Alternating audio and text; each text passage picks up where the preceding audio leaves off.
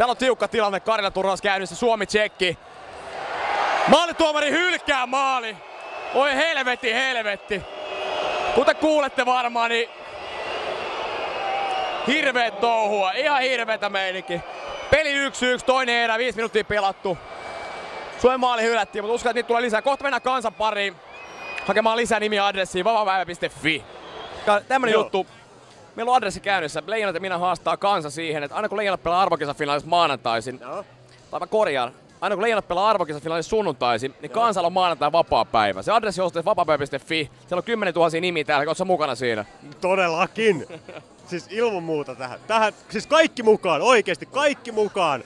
Koska jos Leijonat voittaa, niin koko Suomen kansa voittaa. Se on just näin.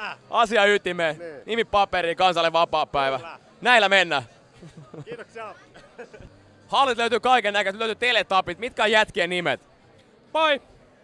Mä oon Hipsu. No ainahan mua laalattaa. Tiivi Taavi. Eli kaikki teletapit on paikalla.